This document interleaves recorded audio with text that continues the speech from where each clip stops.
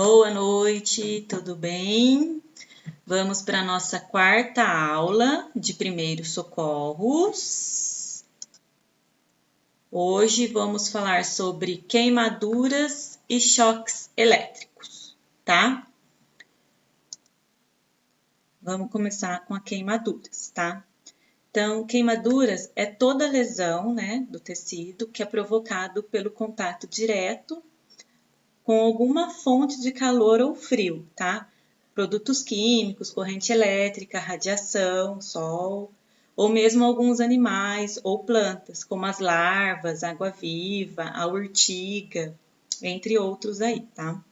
A gravidade da queimadura, ela se dá pelo grau, tá? Primeiro, segundo, terceiro grau, a localização, a idade que a vítima tá, então se é uma vítima que é mais idosa, se é uma vítima criança, tá? E a percentagem da área atingida.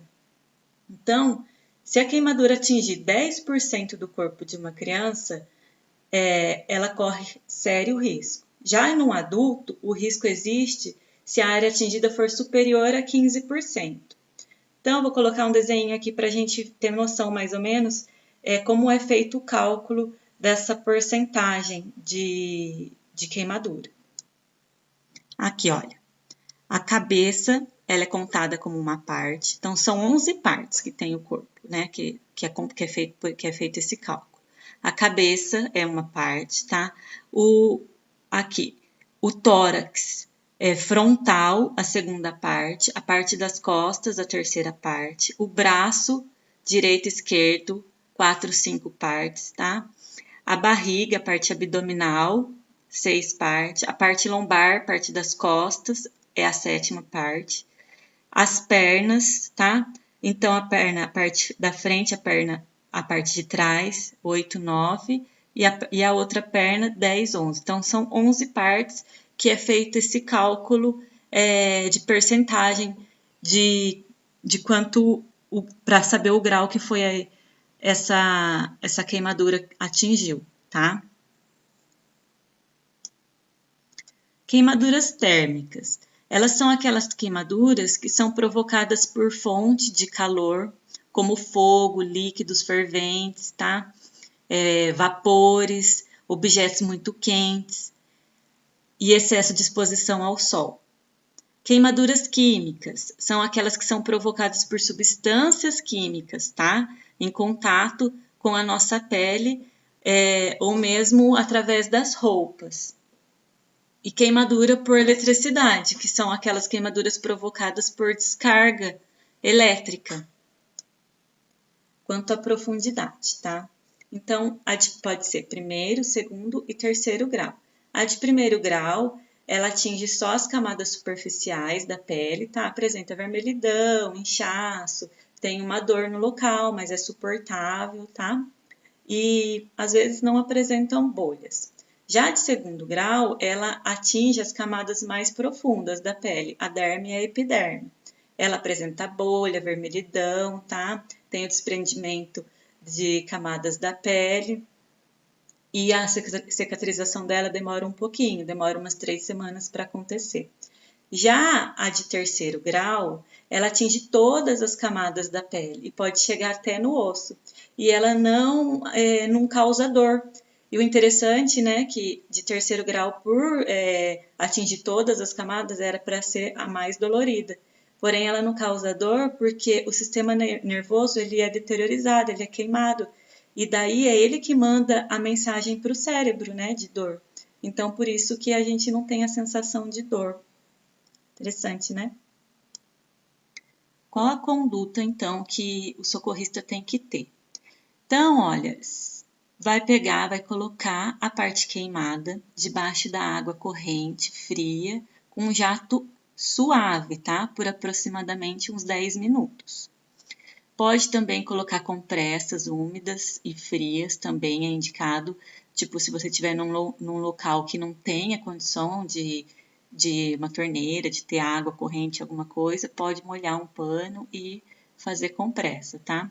Se houver poeira nesse lugar e for sujo, daí é possível, se você conseguir manter, tá, a queimadura, coberta com um pano úmido também, de preferência limpo, tá? No caso de queimaduras em grandes extensões do corpo, como por exemplo, por substâncias químicas ou eletricidade, a vítima ela necessita de cuidados médicos urgentes. Então, eu já deixei aqui o telefone para lembrar do SAMU, tá? E do corpo de bombeiro.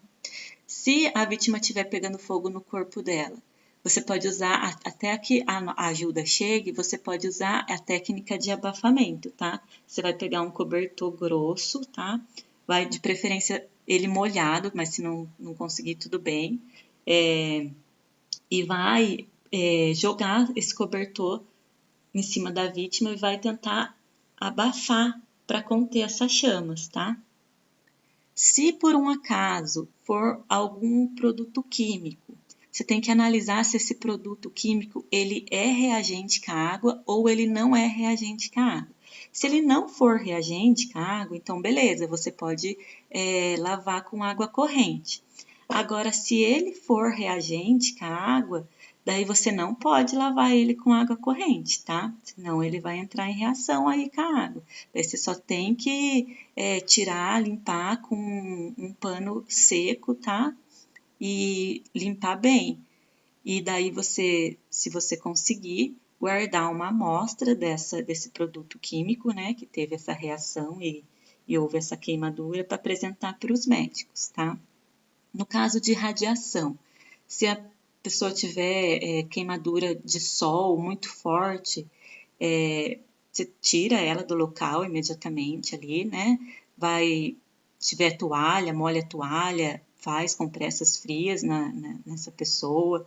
Você pode aplicar gelo nas axilas, no punho, atrás do joelho, na lateral do pescoço.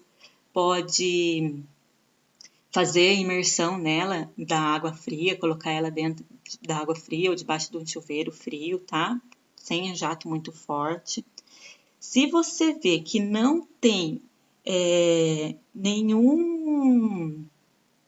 nenhuma lesão interna dessa vítima que sofreu essa radiação, você tem que ter certeza para isso. Você pode dar água para ela beber, porque essa vítima está desidratada.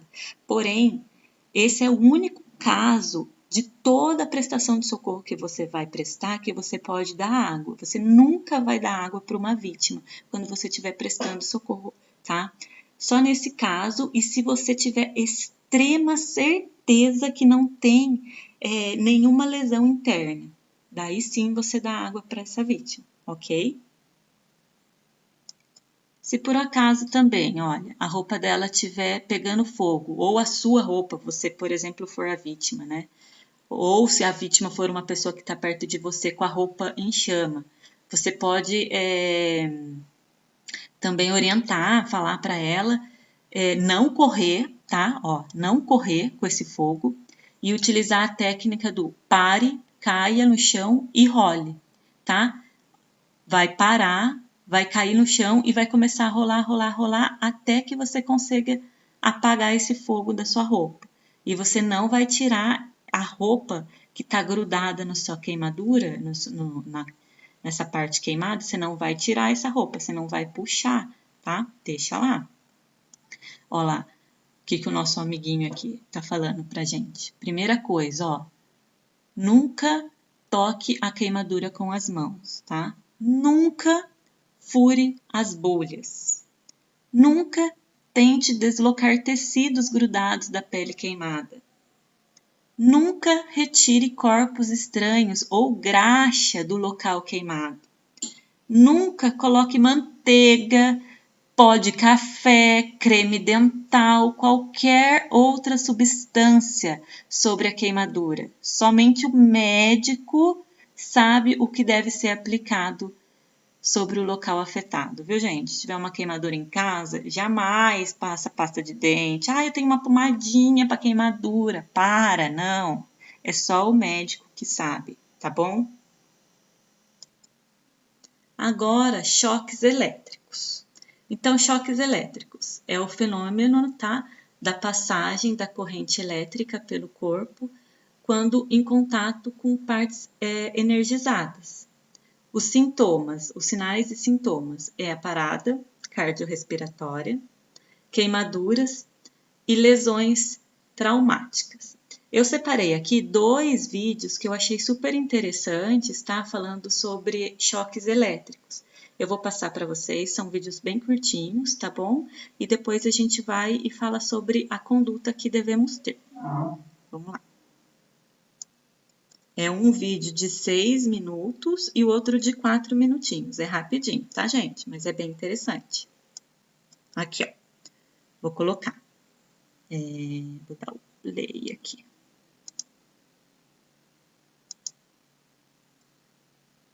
Elétrico. Um dos mais graves e, infelizmente, também um dos mais comuns riscos em eletricidade é o choque elétrico, que nada mais é do que o conjunto de efeitos gerados no corpo humano pela circulação de corrente elétrica. Em termos de riscos fatais, o choque elétrico pode ser analisado sob 2 aspectos. Corrente elétrica de baixa intensidade. A corrente elétrica depende da tensão e da resistência, como vimos anteriormente. Sendo assim, se temos tensão baixa e resistência alta, temos baixa corrente. No caso de choques por correntes baixas, os efeitos mais graves a considerar são as paradas cardíacas e respiratórias. Corrente elétrica de alta intensidade. Neste caso, temos tensão alta e resistência baixa. Nos choques por correntes altas, o efeito térmico é o mais grave, ou seja, teremos como efeito queimaduras externas e internas. Podemos dizer, então, que em trabalhos onde não é possível a desenergização do circuito, para evitar os choques elétricos ou minimizar seus efeitos, deve-se, entre outras medidas de controle, aumentar a resistência. Por isso, o uso de botas e luvas adequadas. Visto isso, não podemos afirmar que tensões altas sempre são responsáveis por choques com correntes elevadas, ou que tensões baixas resultam em choques de baixa intensidade, pois a corrente elétrica depende também da resistência. Os efeitos do choque elétrico dependem de vários fatores. Podemos citar principalmente percurso da corrente elétrica pelo corpo humano, intensidade da corrente elétrica, tempo de duração, área de contato, frequência da corrente elétrica, condições da pele do indivíduo, constituição física do indivíduo e estado de saúde do indivíduo. Entre os efeitos produzidos no corpo humano pelo choque elétrico, podemos evidenciar elevação da temperatura dos órgãos devido ao aquecimento produzido pela corrente do choque, queimaduras de primeiro, segundo e terceiro grau, rigidez dos músculos, comprometimento do coração quanto ao ritmo e batimento cardíaco, comprometimento da respiração e deslocamento de músculos e órgãos internos. Devemos atentar ao fato de que muitos órgãos aparentemente sadios, depois do choque, podem demorar dias ou até meses para apresentar sintomas, que muitas vezes não serão relacionados ao choque em função do tempo transcorrido entre o acidente e o aparecimento dos sintomas. Proteção contra choques elétricos. De acordo com a NBR 5410/2004, para proteção contra choques elétricos devem-se tomar os seguintes cuidados. Primeiro, partes vivas de instalações elétricas não devem ser acessíveis. Segundo, massas ou partes condutivas acessíveis não devem oferecer perigo, seja em condições normais, seja, em particular, em caso de alguma falha que as torne acidentalmente vivas. Mesmo seguindo estas orientações, ainda assim, choques podem ocorrer. No primeiro caso, o choque pode acontecer quando algum indivíduo desavisado toca a parte viva do circuito elétrico. Neste caso, a corrente elétrica do choque é reduzida pela resistência elétrica do corpo humano, resistência do calçado, resistência de contato do calçado com o solo, resistência da terra no local dos pés, no solo. Podemos imaginar vários exemplos de acidentes para ilustrar o primeiro caso, como uma criança que coloca um prego na tomada ou um operário que toca acidentalmente a rede elétrica com um vergalhão. As medidas de proteção básicas que devem ser previstas para evitar choques, neste caso, são: isolação ou separação das partes vivas, uso de barreira ou invólucro, limitação de tensão, uso da tensão de segurança, seccionamento automático, utilização de DDR, dispositivo diferencial residual, por exemplo. No segundo caso, o choque elétrico acontece quando regiões neutras tornam-se vivas, através de uma fuga de corrente elétrica na instalação ou nos equipamentos. Um exemplo de choque neste caso pode ocorrer quando encostamos em uma máquina de lavar ou no registro de um chuveiro.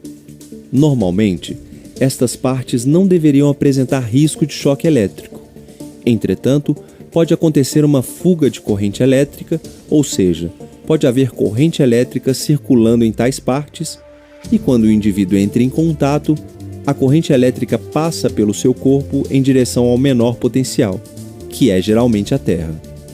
Para evitar choques desse tipo, devemos utilizar dispositivos de seccionamento automático, aterrar adequadamente as máquinas e equipamentos elétricos, isolar estas partes com material não condutor, borracha, por exemplo, isolação suplementar.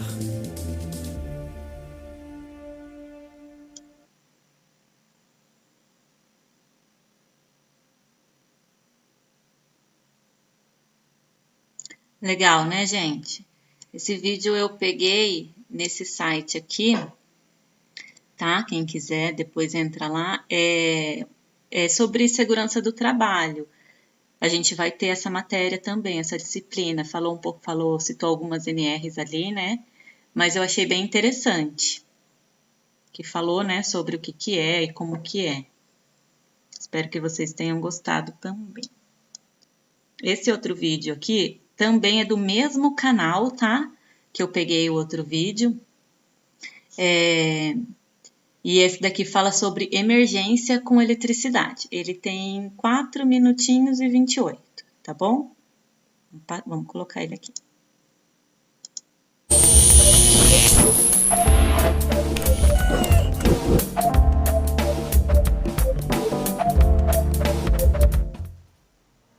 Choques elétricos normalmente são resultados de erro humano. Quando uma parte do seu corpo acidentalmente cria um caminho para a corrente elétrica, você se torna parte de um novo circuito elétrico. O choque elétrico é sentido por causa dessa passagem da corrente através do seu corpo, podendo não ser grave o suficiente para causar ferimentos, mas com o reflexo involuntário dos seus músculos, ele pode provocar uma queda e, com isso, ferimentos graves. Esta corrente é medida em amperes. Um choque de baixa tensão elétrica pode ser tão fatal quanto um na alta tensão elétrica. Por exemplo, uma pessoa que tem um breve contato com uma corrente de amperagem baixa pode ficar abalada e, aparentemente, não ter lesões. Isto pode levar ao risco da pessoa não compreender a seriedade do ferimento e se acidentar em seguida. O breve contato e a baixa corrente elétrica não garantem a segurança, já que o caminho que a corrente toma é o fator mais importante. Os nossos músculos e órgãos dependem de minúsculos sinais elétricos que fluem ao longo dos nervos. A eletricidade pode romper esses sinais e fazer com que você tenha uma parada cardiorrespiratória. São necessários apenas 3 miliamperes. Isso é, 3 milésimos de 1 ampere de corrente elétrica passando pelo seu cérebro ou coração por 1 milésimo de segundo para causar uma paralisia ou até mesmo a morte.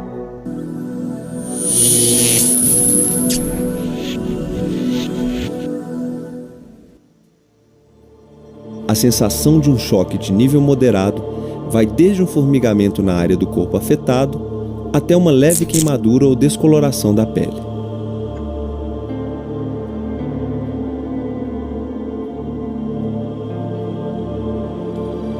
O choque grave é o resultado de um contato mais longo com a corrente elétrica, de 5 a 25 mA. Ele pode causar dormência ou paralisia temporária de partes do corpo.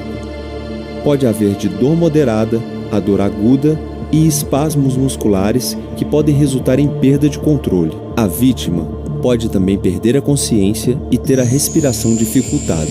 Uma corrente acima de 6 mA para mulheres e de 9 mA para os homens, em geral, pode causar contrações musculares graves o suficiente para não permitir que a vítima se afaste da fonte do choque. O choque fatal ocorre quando o trabalhador fica grudado ao contato elétrico e recebe uma corrente contínua maior que 25 mA. O choque fatal pode destruir os nervos, romper os órgãos internos e até mesmo fazer com que os dentes da vítima se estraçalhem. Pode causar contrações musculares fortes o suficiente para quebrar os ossos da vítima ou arrebentar os tecidos musculares. A corrente elétrica gera calor ao passar por uma resistência. Durante o choque elétrico, o corpo da vítima torna-se uma resistência. Logo, o calor gerado pode causar queimaduras de 2º e 3º graus por fora e por dentro.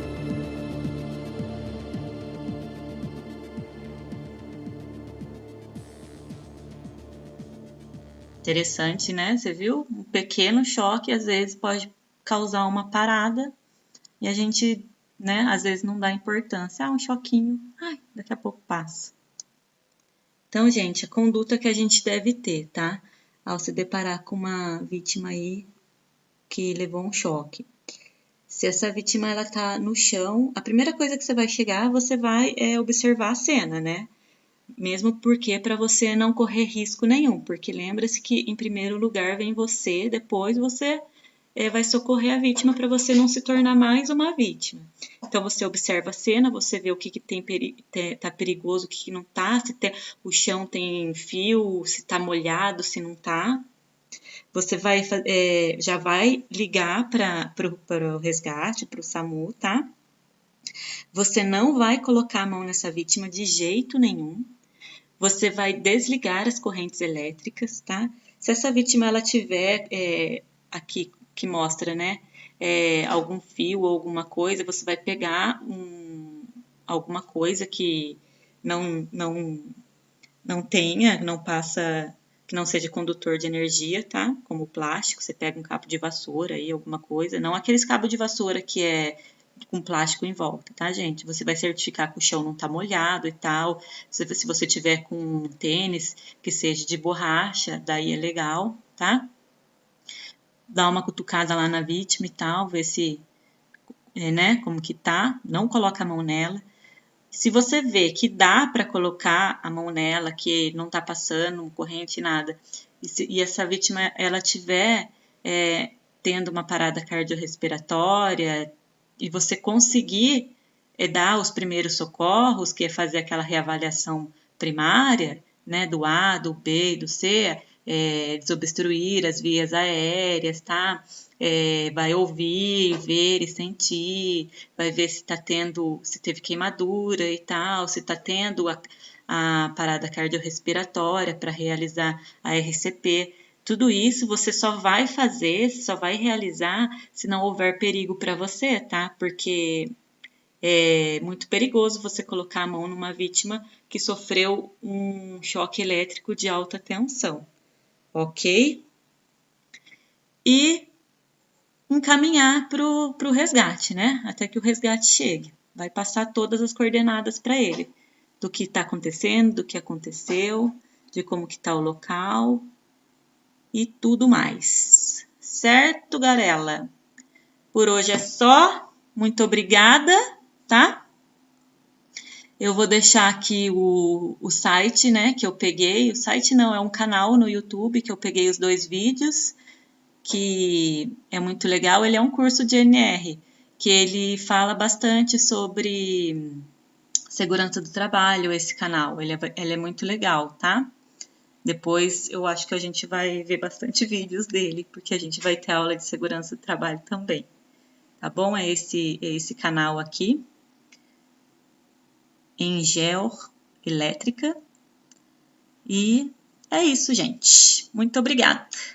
Até mais.